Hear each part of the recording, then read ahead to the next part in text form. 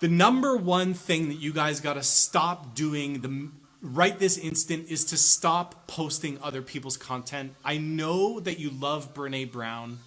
I know we all love John Gottman, Joe Dispenza. I think that's his name. I always get these people's names mixed up.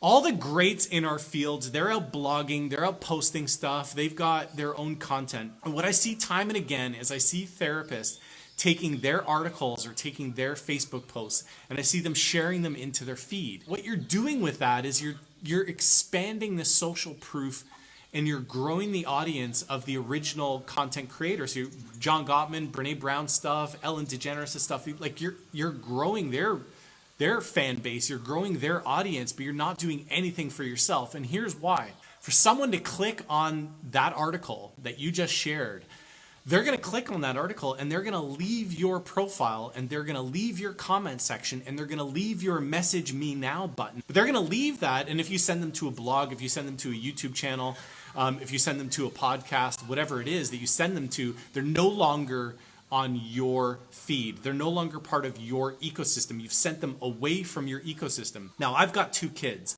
and I know a lot of you guys have kids. Do you ever get distracted when you're doing something? You got a kid in your ear saying, hey, daddy, help me with this. I need some Cheerios. I need some cornflakes because I'm hungry, or, I want to watch Netflix, whatever it is. If you send someone off your platform and then they lose their attention as they're on someone else's platform, they're never coming back to your platform. They're never coming back to your post. Not only that, if they're your follower, if they're someone that's engaged with you, you've worked really hard to develop whatever kind of relationship you have with that friend on Facebook, that connection on LinkedIn. You've worked really hard. John Gottman, Sue Johnson, they're already big. Do you need to make them bigger, or do you want to keep those people on your platform and engage with you and your content? On top of that, the content that you're sharing is other people's work and it positions them as the trusted advisor. And so why would anyone want to consume you? And because you're a museum curator, because you can hang nice pictures on a wall or on your Instagram feed? No, stop doing that. You want to hang your own pictures. You want your content to be what they consume, not other people's. Start writing content in your words and use your stuff. If you notice in the Online Therapist Academy Facebook group, nowhere do I put other people's content. It's because this group is what I want you to consume from all the thousands of hours I've spent researching how to grow your online practice. I want you to get what I want you to have. I just know that you guys have so much to say. You have so much value to add. I want your platform, your distribution channel to be just about you. You're the trusted advisor. You're the focal point. If someone wants to, they can go take a Mind Valley course. They can go watch Brene Brown. They can go read Eat, Pray, Love. They can do all that, but not on your hard-earned time. You've advanced. You've dug trenches. You've moved. You've pushed ahead. You've bored a hole in the ground that's taken you hours to create. Like, this is your blood, sweat, and tears, so you deserve the attention and you deserve to keep that person in your ecosystem. Now, what you want to do is you want to keep people by posting original content and original content only. What is stealth content? Stealth content is relevant content, ultra relevant content to your niche. And this is how you do it. So if you're active on Facebook, you're going to go and join a bunch of Facebook groups relevant to your niche. Well, I will literally go into those groups that I'm in and I'll type in things like anxiety or negative thoughts or anger or husband is angry. Type in some of those search terms into those Facebook groups. Now, when you do that, you're going to see the results. And in those results, you're going to see posts by members in that Facebook group.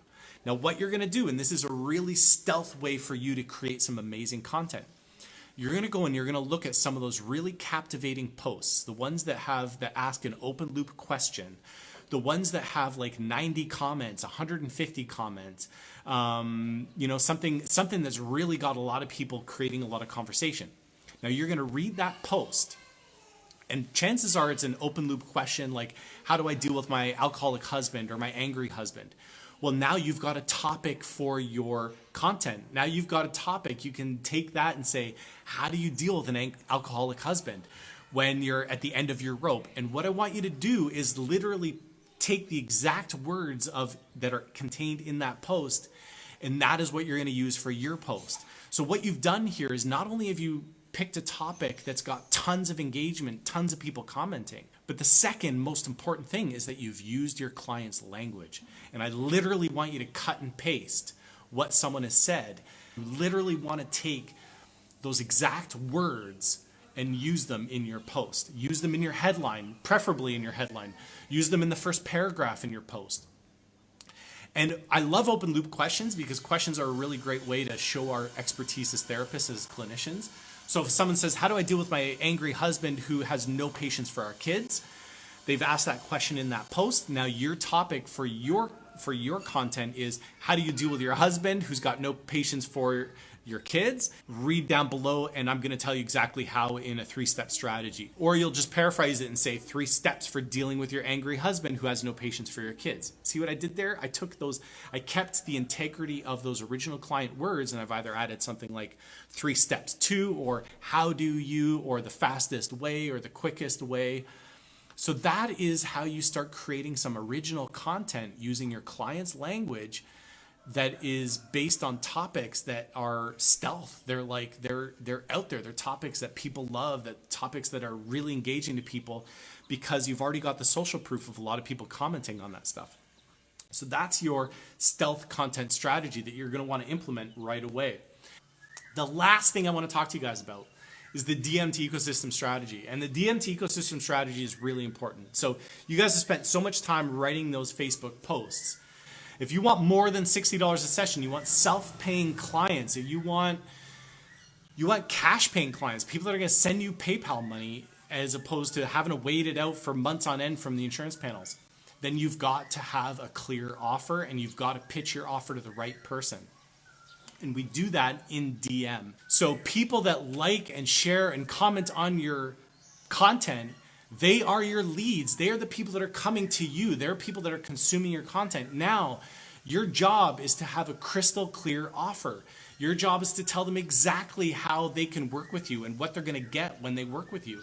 If you don't pitch them in your content and you don't tell them what the results that you're going to get, you are not going to get leads. You're going to get people reading your long form value posts and they're going to thank you for it, but they're not going to take the next step. And you got to get people to take the next step. You got to be able to open up the dialogue. So you need a strategy, and which is what I call the DMT ecosystem strategy, to get people into your ecosystem and get them into DM. And if you're not DMing with people, you're not going to be closing people. You're not going to be signing up new clients. If you are right now creating content and you're right now ready to go out there and start connecting with people so that I can start moving people to DM, I can get clear on my niche and give people an actionable next step, then I want you to send me a message and say, Jonathan, give me the DMT ecosystem strategy.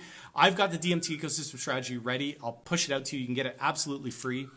The reason why I want to give it to you is because it's going to help you get clarity on your 8-point offer. It's going to help you get clarity on crafting your message so that you can know exactly what to say to people. So you have a script so you can open up a dialogue with people. If you don't open up that dialogue in DM, you are not going to get clients. So if you want the DMT ecosystem strategy, I just want you to send me a message right now. Say, Jonathan, give it to me. I'm going to give it to you right away. And it's going to help you open up that dialogue because you've created all that content. You've spent all that time, all that energy. You just don't want it to die. You don't want it to end there. You want to carry on the conversation. The content is just to get the lead. Now, once we've got the lead, we've got to nurture the lead in DM and we've got to nurture them to get them to become a client.